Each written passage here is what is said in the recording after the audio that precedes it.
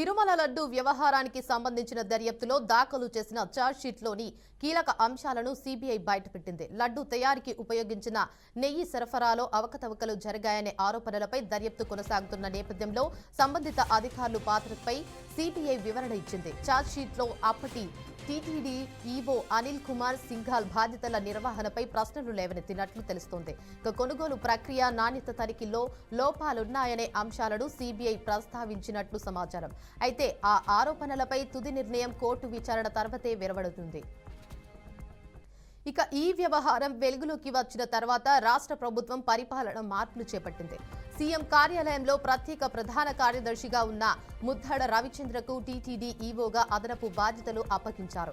తిరుమల లడ్డు నాణ్యత భక్తుల విశ్వాసానికి సంబంధించిన అంశం కావడంతో ఈ కేసు ప్రాధాన్యత సంతరించుకుంది. దర్యాప్తు కొనసాగుతోందని, పూర్తి నిజాలు కోర్టు ప్రక్రియలో వెలుగులోకి వస్తాయని అధికారులు తెలిపారు. 2020 ఫిబ్రవరిలో బాధ్యతలు స్వీకరించిన తర్వాత నాణ్యత నియంత్రణ కొనుగోలు ప్రక్రియలో తగిన పర్యవేక్షణ జరగలేదనే అంశాన్ని దర్యాప్తు సంస్థ నమోదు చేసినట్లు సమాచారం. నేషనల్ డైరీ డెవలప్మెంట్ బోర్డు సమర్పించిన నివేదికలో నెయ్యి నాణ్యతపై అనుమానాలు వ్యక్తమైనప్పటికీ దానిపై వెంటనే సమగ్ర విచారణ జరగలేదని సీబీఐ పేర్కొన్నట్లు తెలుస్తోంది. సరఫరా సంస్థలకు చెల్లింపుల ప్రక్రియలో విధానాలు పాటించారా లేదా అనే అంశంపైన దర్యాప్తు కొనసాగుతోందని అధికారులు తెలిపారు.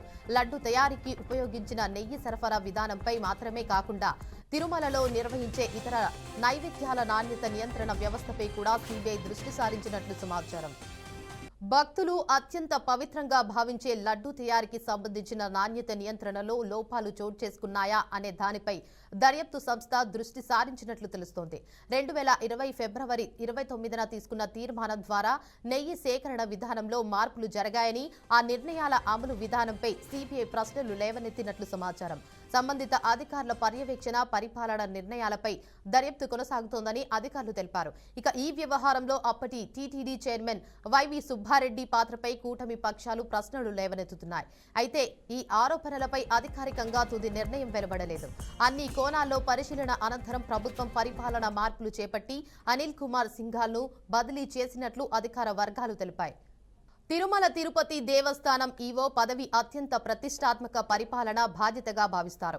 ఇక ఈ పదవికి అనిల్ కుమార్ సింఘాల్ నియమితులై సందర్భం అప్పట్లో ప్రాధాన్యత సంతరించుకుంది. ఆయనకు గతంలో చంద్రబాబు నాయుడు ముఖ్యమంత్రిగా ఉన్న సమయంలో కేంద్ర సర్వీసు నుంచి ప్రత్యేకంగా రప్పించి టీటీడీ ఈవోగా నియమించారు. 2019లో ప్రభుత్వ మార్పు జరిగిన తర్వాత కూడా జగన్ ప్రభుత్వం ఆయనను పదవిలో కొనసాగించింది. ఇక 2020 మార్చి వరకు ఆయన ఈవోగా పనిచేశారు. అనంతరం కేంద్ర సర్వీసులకు వెళ్లిన సింఘాల్ను 2024లో కూటమి ప్రభుత్వం మళ్లీ రాష్ట్రానికి రప్పించి రెండోసారి టీటీడీ ఈవోగా నియమించింది.